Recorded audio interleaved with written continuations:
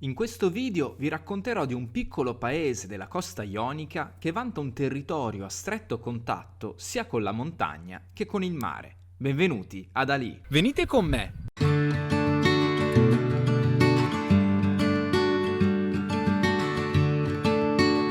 Ali è un piccolo paese della riviera ionica ubicato a 450 metri di altitudine. Per la sua incredibile vista sulla riviera è stato definito una veranda pensile sullo Ionio.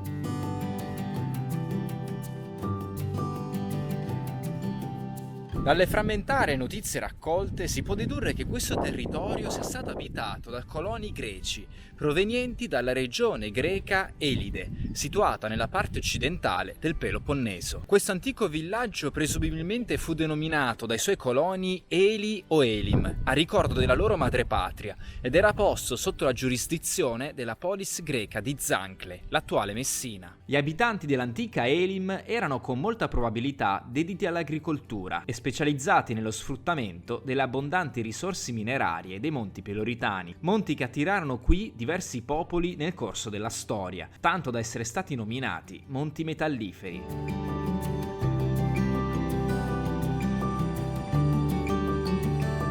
Il primo nucleo abitato inizialmente era ubicato su un promontorio prospiciente il mare, ma per le continue molestie che venivano proprio dal mare fu abbandonato. Si sostiene che gli abitanti si spostarono temporaneamente sulla cima del Monte Scuderi, ma l'inclemenza dei venti e gli inverni troppo freddi costrinsero gli abitanti a lasciare le loro dimore e a scendere più a valle, dove costruirono la loro terza piccola città, corrispondente al sito dell'attuale Ali.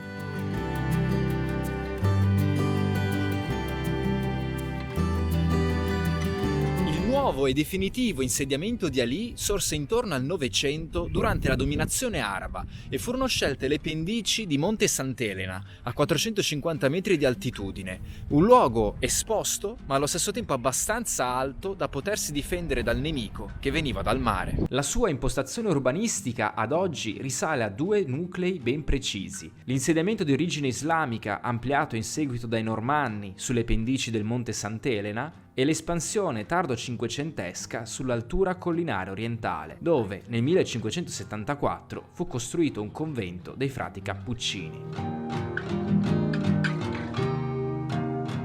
Nel corso della storia il nome di Eli, Elim o Elis si modificò gradualmente fino ad arrivare all'attuale toponimo di Ali, toponimo cui è associato il comune di Ali Superiore, in montagna, e Ali Terme, sul mare. Vi è comunque un'altra teoria secondo cui gli arabi, durante la fondazione del paese, lo avrebbero chiamato Ali, in omaggio al genero del loro profeta Maometto.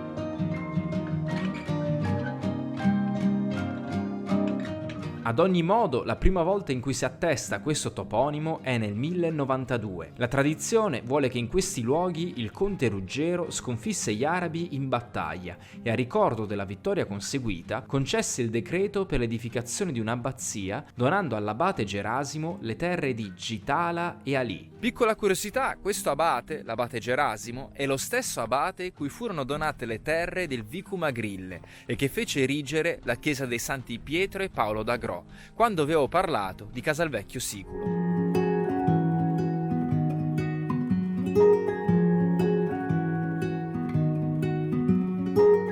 Una cosa da fare quando si è giunti ad Ali è attraversare tutte le sue viuzze strette e tortuose che culminano verso il centro del paese, rappresentato dalla piazza Duomo, con la chiesa dedicata a Sant'Agata, la patrona del paese. Ma perché Sant'Agata è la patrona di Ali? Si racconta che durante il viaggio di ritorno delle spoglie di Sant'Agata da Costantinopoli verso Catania, nel 1126, gli aliesi accolsero con grandi onori il convoglio che era di passaggio sul paese di Ali. Il fervore e il tripudio che gli aliesi mostrarono nel ritorno della martire alla propria patria fu tale che ebbero in dono una parte del velo che ricopriva la cassa in cui erano custodite le reliquie della santa. L'edificazione del Duomo fu iniziata nel 1565 e completata nel 1582 e si presenta costruita interamente in pietra locale, il cui prospetto comprende 3 porte d'ingresso. Ad evidenziare quanto forte sia qui la devozione a Sant'Agata,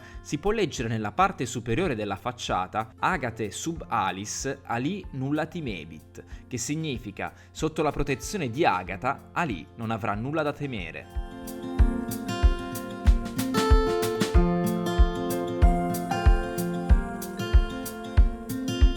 Da vedere se si è da lì è la festa di Sant'Agata, che si celebra ogni 5 febbraio. Alle 16:30 ha inizio la processione, che seguita dal corteo e dalla banda attraversa tutte le vie del paese sul fare del tramonto.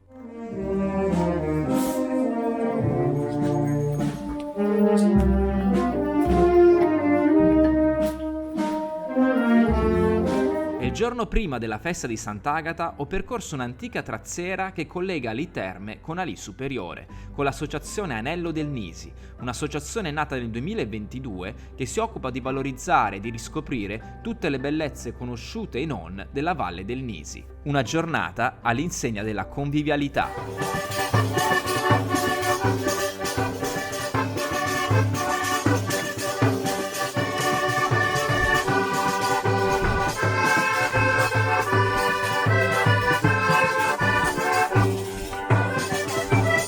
Se passate qui di sabato, la macelleria Pantò fa dei buonissimi panini alla porchetta. Dovete assolutamente venire qui e provarne uno per credere.